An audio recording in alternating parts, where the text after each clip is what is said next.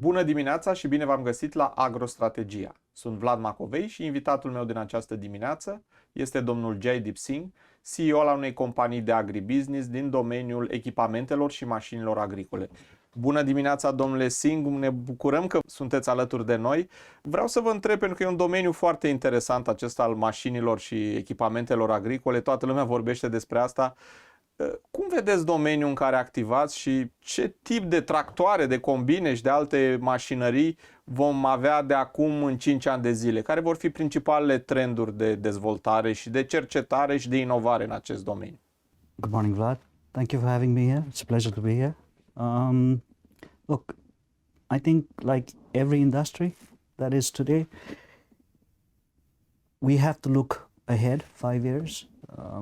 When I look around in terms of how suppliers and manufacturers are dealing with agricultural equipment, the fundamental philosophy behind this is always about higher efficiency, higher productivity, sustainable agriculture. Sustainability is let's say, something that is becoming more and more evident these days. In this trend, if you look ahead 5 years based on, let's say, some of the information we have from the brands that we distribute as well, there is going to be much more focus on higher precision agriculture because that is the core for efficiency. Higher technology in the sense of more precision agriculture in terms of variable rate applications, etc. Now, we are distributing 2 premier global brands, front runners in terms of the latest technologies on the market. Yeah, they're major brands globally speaking. If you break it down and we look at the tractors, for example, I think there we're actually looking more towards higher horsepower machines, because what's happening is with the change of weather, with what's happening, everything needs to be faster, the windows are shorter, things need to move much faster. At the same time, when we look at the way the land is going to be worked, I think traditional plowing or the traditional way of doing agriculture is going to be more balanced with technologies like minimal tillage or no tillage. Once again, you need higher horsepower machines for that. So I think the trend in general on the tractors is to go for higher horsepower machines. Now I'm talking in general, of course, Romania has its own specificities. I think there are still a lot of small to medium farmers in Romania, which is the backbone for a business like ours as well. And for us, it's an important consideration. And I think there also we're looking at a lot of modernization of the park per se. These are more low to medium horsepower tractors, but here again, it's more about more efficiency of these machines and total cost of ownership of these machines. When you look at the combine harvesters, again, here I think the trend is bigger, and again, bigger on both lines is also linked not just to doing things faster because of the weather changes that are coming in, because the windows are much more shorter, but also lack of manpower. This is again something globally, and we're also feeling this in Romania because, the perception about Romania is that, okay, there is a lot of availability of cost-effective labor, but us living on the ground here, we know it's not the reality, especially in agriculture. If you look at agriculture, it's getting harder and harder to find people to work in agriculture. It's not the most attractive business, let's say. So I think the trends are generally to go bigger, much more technology to enhance precision and efficiency. And of course, on the sustainability side also, there's a lot of things happening. We're talking about tractors which are going to be run on alternative fuels. Again, the brand that we represent is focusing a lot on methane. There are other brands focusing on other technologies, hydrogen, for example, electric tractors. So this is again where, let's see, or I personally see how things will evolve. Maybe not 5 years, maybe longer, but that's the trend we're going towards.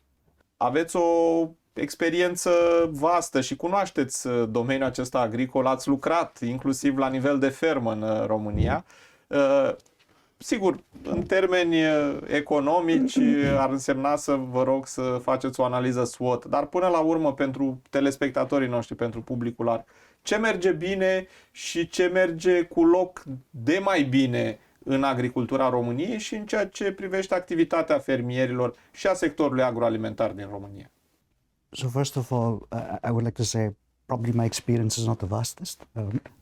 I still do believe I'm a bit of a novice. I like to learn every day. So it's been a very nice learning experience for me personally in agriculture in Romania.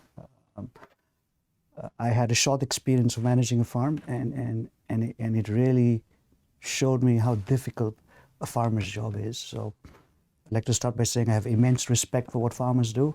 I think that's how we as a company also approach this. It's a fundamental job that the world needs, and the people who do it have our utmost respect for this. Looking at Romania and farming in Romania in general, I think if you do a simple SWOT analysis, and we start with the strength, you have an historical pedigree of being an agricultural grain basket in Europe, historically. Yeah? So I think that tradition and that history is there. You have a fantastic geographical position, suitable climate conditions. You have the Danube, which flows across the south, which gives you a lot of black soil across the south of the country. So I think the foundation, the fundamentals of a great agricultural country are present in Romania. That's the foundation, the strength. And of course, the pedigree and the history that comes with it. Other than that, simple fact that Romania is also part of the EU is a strong point for Romania. It gives the country some access to some funds and support in development of agriculture for the country. Again, at the same time, if you start to look at the weaknesses of agriculture in Romania, of course, I think there isn't enough focus on infrastructural development, especially all about irrigation, which is a weakness, unfortunately, today. But I think steps will be taken to improve this in this direction. Fragmentation of land. I don't think there's enough consolidated farming that is happening today in Romania. And also, of course, I do believe there are still farmers who are not very, I wouldn't say, are stuck in their past experiences. Sometimes we need to break that and we need to enhance more technology or a different way of doing things. But I think that evolution will come because now I'll move on to the opportunities part of it. Because today Romania has a golden opportunity in agriculture. It happened due to some unfortunate global events.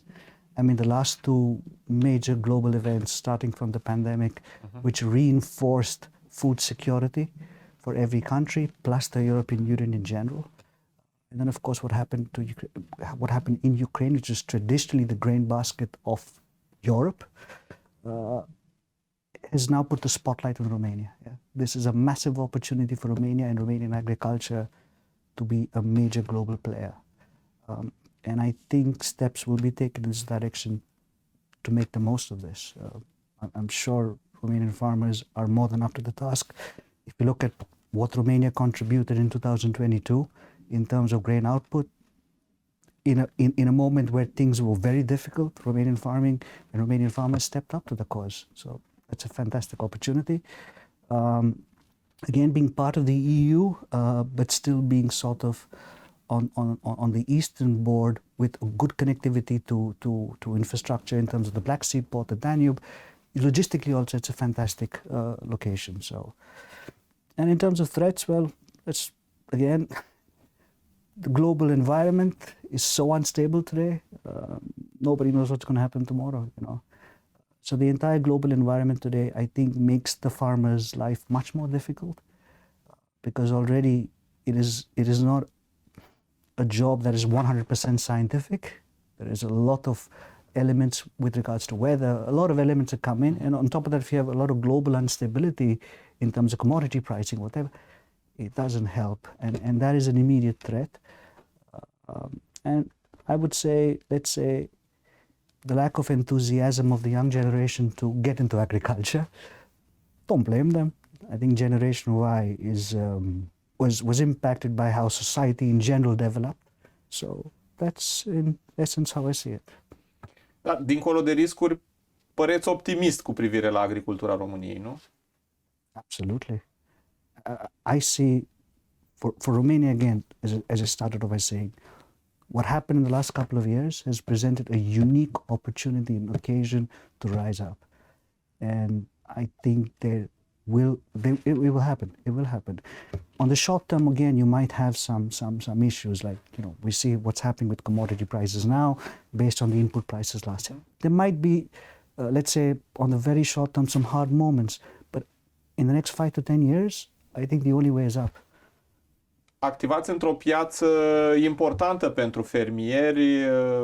Toți fermierii se uită la zona aceasta a tractoarelor, a combinelor, a implementurilor, vor să afle ce se mai întâmplă, vor să își aleagă cele mai bune echipamente pentru fermele lor. E o piață dinamică și, cum, făcând analogie, ca și în piața auto. Toată lumea discută de cel mai nou model, de uite ce motor are, cât consumă, ce facilități ai în mașină, cum o conduci, cum îți poți face treaba. Deci e un domeniu și așa un pic în lumina reflectoarelor.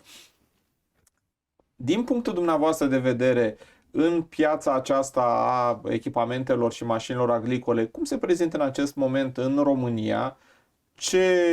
Cum funcționează, cum se învârt roțile acestei piețe, pe de o parte, și pe de altă parte, din experiența dumneavoastră pe care o aveți atât în agricultura României, cât și în ce înseamnă activitatea de business în general, o evaluare de om, de CEO al unei companii din domeniul acesta. Care e rețeta succesului unei companii din această piață din România? Ce ar trebui să facă și ce n-ar trebui să facă?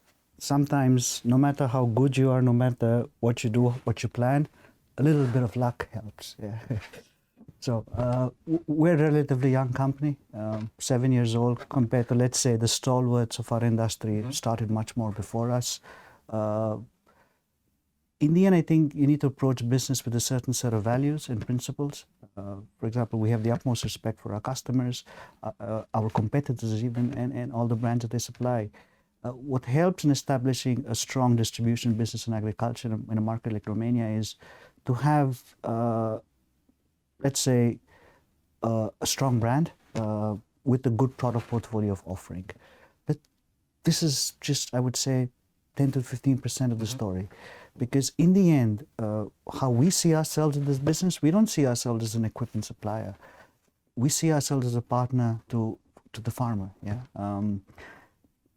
Our job stops when the farmer's job stops. I mean, put this way, our job starts after the machine is delivered in the farmer's yard. And for me, 2022, for example, was a fantastic reference exactly in this and how we approached it. But our focus was very simple, was the client. Somebody's depending on us to harvest. He needs to harvest with our machine.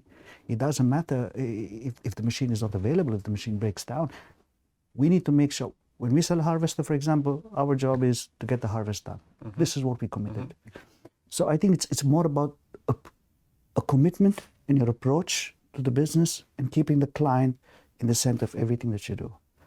And of course, again, when you look at the distribution business, you need to look at it from a sustainability point of view. You know, there are some things you can't control. You can't control the market.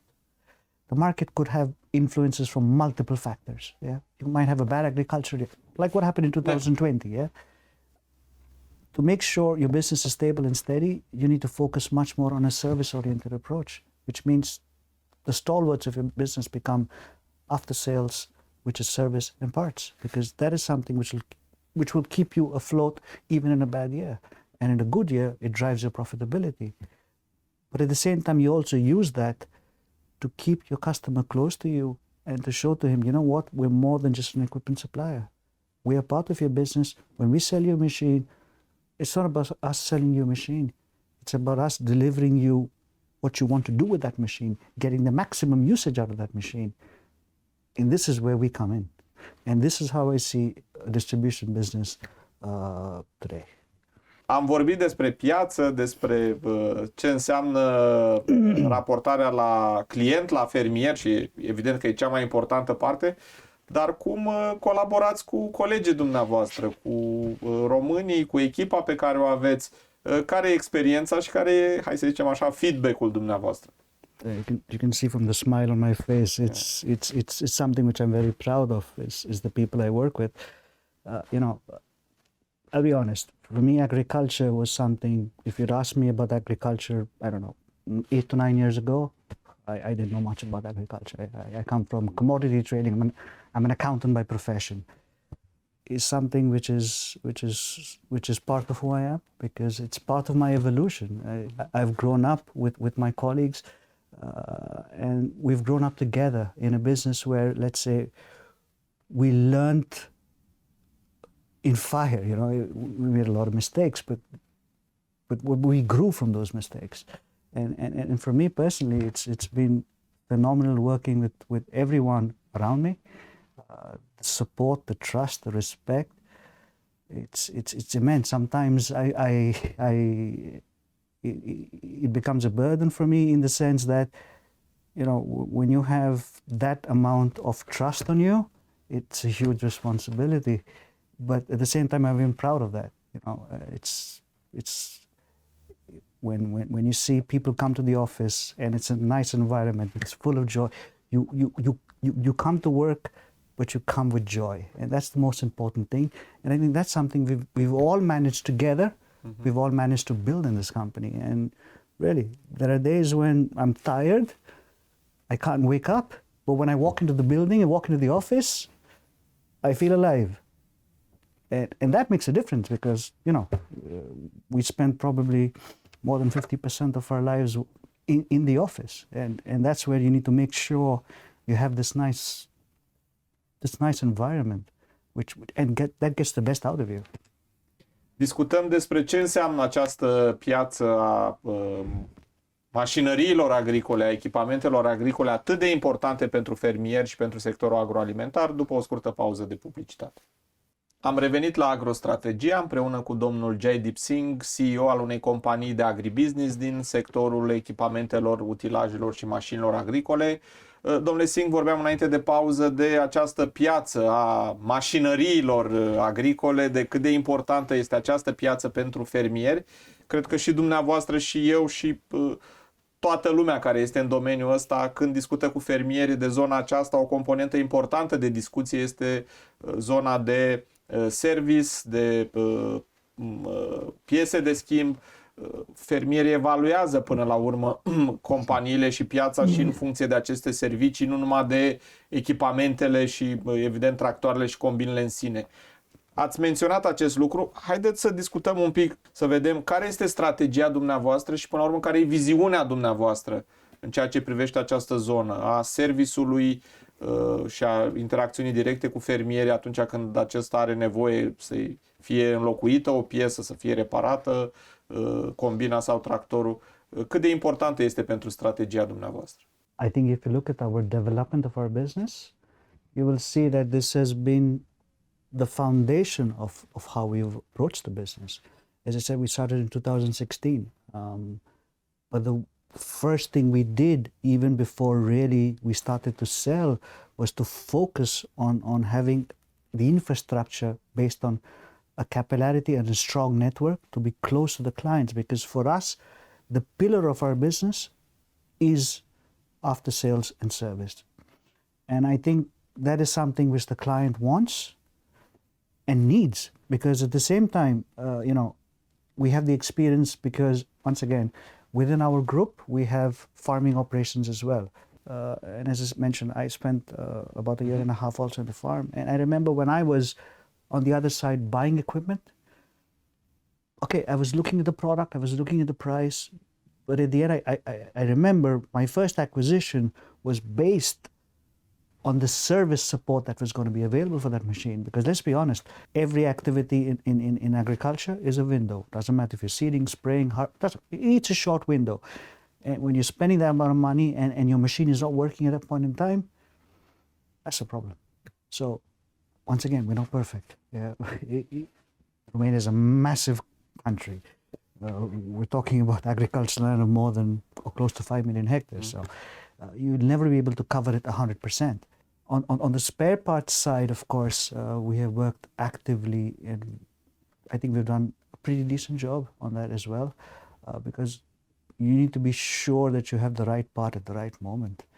And here there is a lot of algorithms and math that goes behind, and automation that goes behind to make sure you have the right part on stock at the right moment. So for the first 2-3 years, it was very difficult for us. But once you get that history going. You see the parts coming in and going out. You see the fleet of machines that you have sold, and you build that. You can feed it into an algorithm and get that going. So we have managed to do that quite well as well. And I think if I look at our after sales development on the business, I think we're growing like just on after sales about 20 to 25% yearly. And it's also coming from much more higher efficiency of how we're able to utilize our resources. We spend a lot of money on trainings. We spend a lot of money in terms of equipping. Every technician has his own service van fully kitted out to do the job on the field. We have, in proximity to most farms, a location at least within, I would say, 50 kilometers. Sorry, at maximum 50 kilometers. So once you set up all of this, that is what makes the difference in the end. So yes, after sales is been the pillar of how we work towards, because I think it's a cliche, but the sales guy will sell the first machine, the after sales will sell the second machine.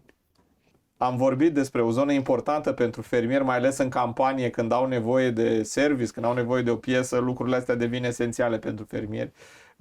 Știe toată lumea foarte bine, dar hai să revenim totuși și la modelele de tractoare, de combine, că păstrând analogia cu zona auto, modelele intră în lumina reflectoarelor, noile modele de tractoare, de combine.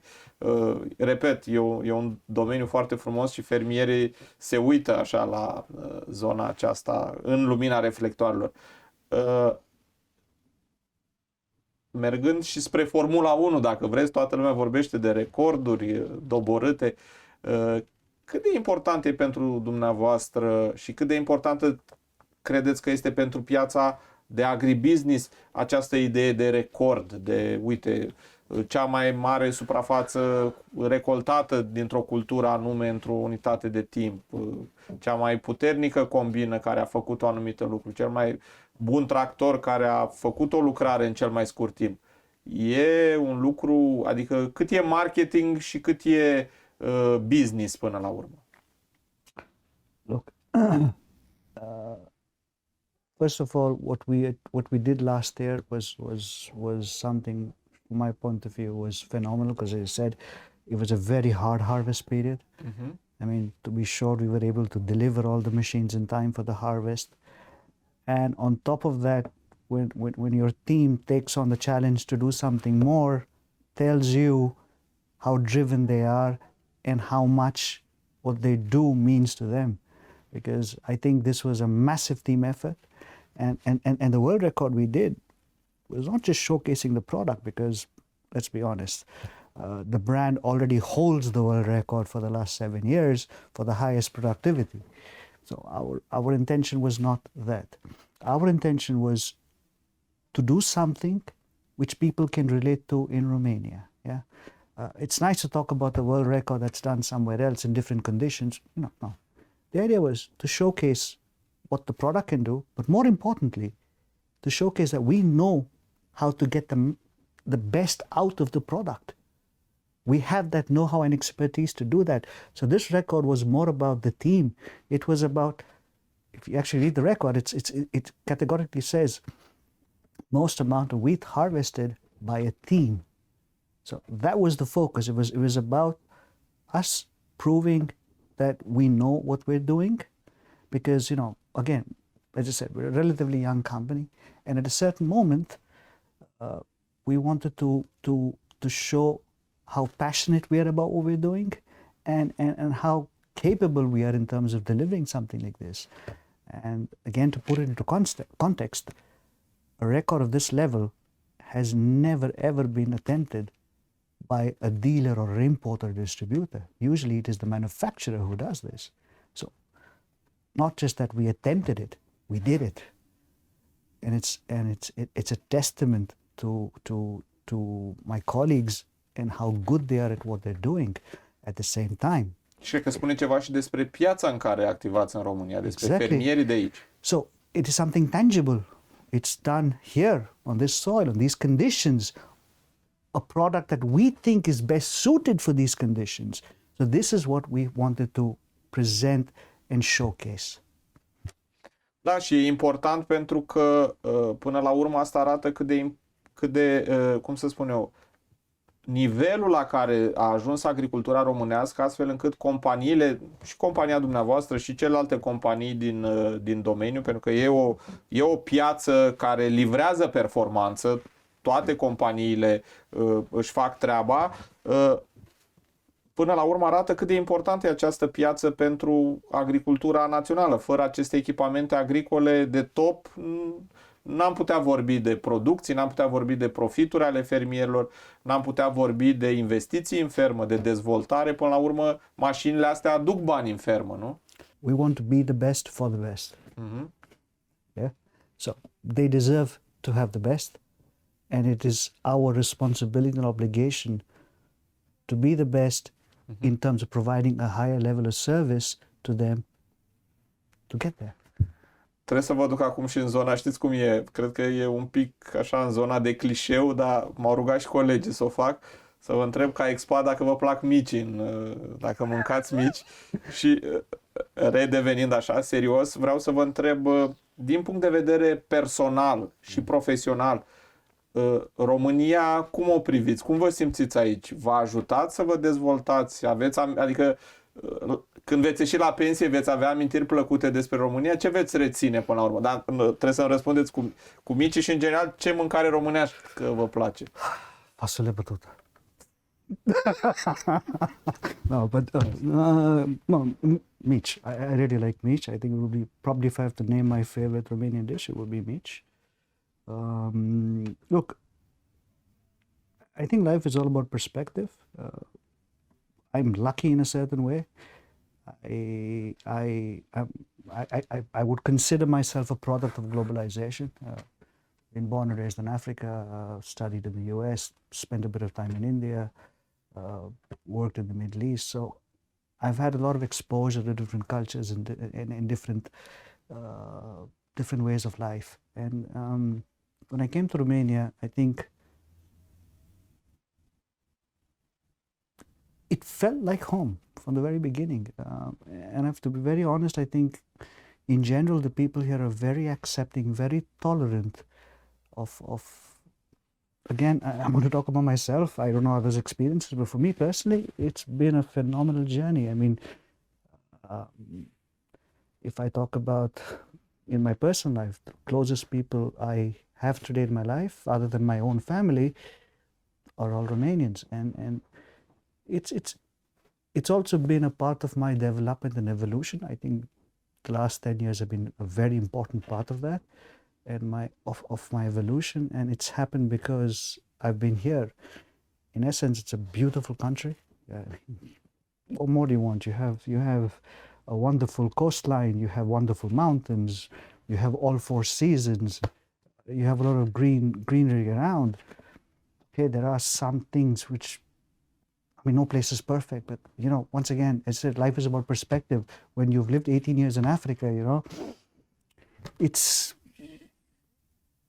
you like to enjoy the simpler things, and Romania has a lot of natural beauty, and in the end, the people is what makes the difference. And really, for me personally, I think it's something which means a lot to me. And to somehow answer your question in a simple way, I have no plans of leaving. You need to kick me out of here, so. Frumos. Domnule Singh, vă mulțumesc foarte mult pentru informațiile transmise, dar și pentru cuvintele frumoase și sincere pe care le aveți față de România și de poporul român și de fermierii români. Vă mulțumesc încă o dată pentru participarea la emisiune. Punem punct ediției de astăzi Agrostrategia. Vă mulțumesc pentru atenție. Sunt Vlad Macovei și vă aștept mâine la orele 10 la o nouă ediție. Toate cele bune!